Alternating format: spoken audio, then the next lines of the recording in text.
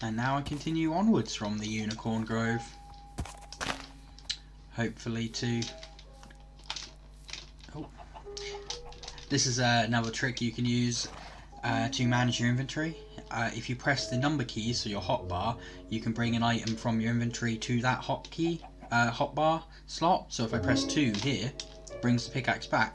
Similarly, if you want to bring an item from your hotbar to your inventory, you can then press that button, like I can press 2 to bring the pickaxe up here, or I can press 1 to bring the sword up, and that lets you manage your hotbar a bit faster.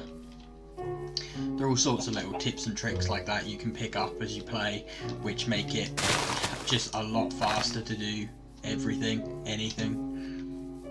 I'm sure I don't know all of them, but they are very helpful. I'm glad it decided to rain during the day and not during the night.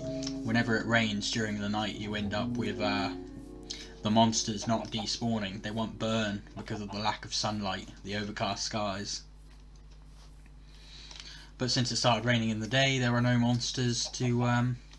oh, a swamp. There are no monsters to not burn. The rain doesn't make it dark enough for them to spawn.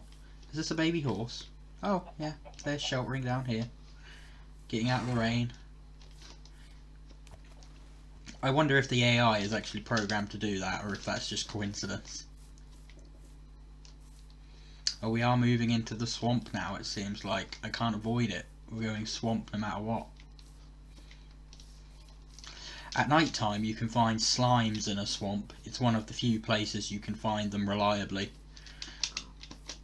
The other involves a lot of exploration underground, as they only spawn in very unique areas underground.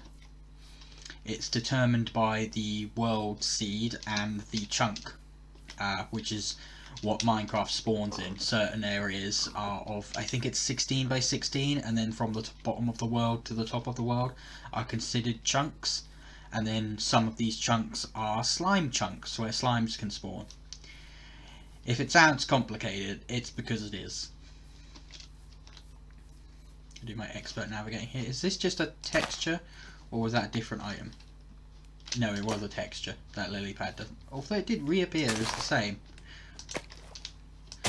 Nope, that's just, if you place a lily pad there, it will have a flower on it.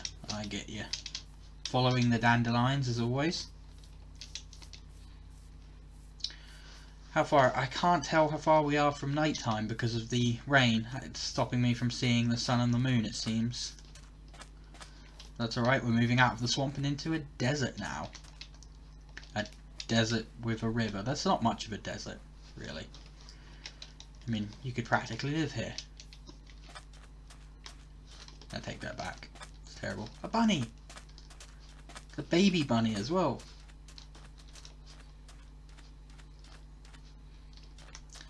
Now the deserts suck for living in, but they are actually alright during the night time because you can see things from so far away. Is this a lava pit?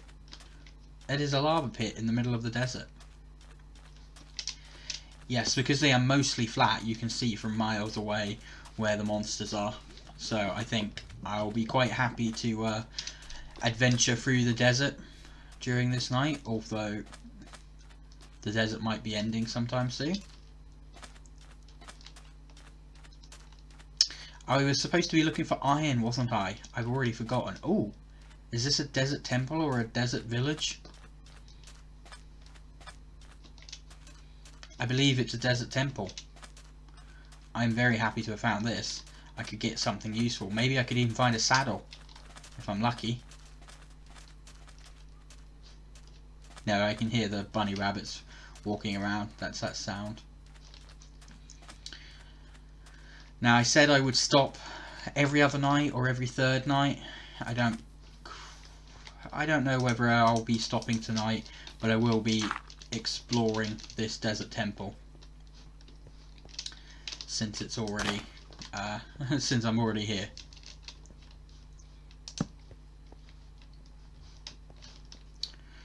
Right, well, when you come to a desert temple, you'll come across it used to be wool, but I think this is now clay or hardened clay. but this basically denotes where you want to dig, because the temple has a shaft underneath it. Now, I've never met anyone who this was their first impulse, but supposedly this is the point of it. You would dig down this blue one, and then you'd fall down, you'd hit that pressure plate, and bad things would happen.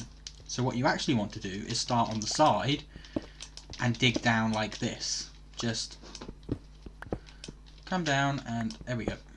Now I can dig all the way down. Come down on the side. Do not trigger that pressure plate. In fact, I will get rid of that right now, just in case someone decides to fall from above. Because this is not a friendly place. That is a copious amount of TNT, which I will now dig up before there are any mishaps. And look at this. It is hardened clay.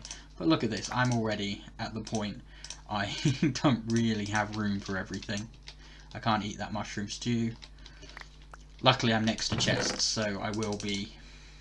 Oh, sand. Good. Good thing there's some sand here. I didn't think there was enough sand. But now it's a good thing some chests, because now I can sort out my inventory a little bit. Golden apple. I can't remember what that does. Is this the magic one that gives you a bunch of regeneration or not? Iron ingot. Very happy. I'll be making a shield now. Again, all the sand. Gunpowder I would normally take, because you can use that to make TNT, but I'm not exactly going to be stopping to make TNT, I guess. Although, I suppose, maybe if there's enough sand here, it doesn't look like it. Let's quickly throw down a crafting table and find out. I think this is the TNT recipe. So what would I then want? I would want gunpowder. That's not the TNT recipe. Maybe it's the inverse. Let's find out. If I just created the same pattern again. No. Here we go. This is what I want to be doing. There we go. Some TNT. I can maybe use that for mining at some point later. I can hear zombies. I wonder if they're up above. Up above in the stars so high. Like, are there any diamonds? Oh, here's a magic golden apple. That's going to be the awesome one. And string. String is good. I can make a bow out of that. Happy to have that. Oh, we're collecting more sand. Maybe I can make some TNT, and later I can use this TNT to clear something out.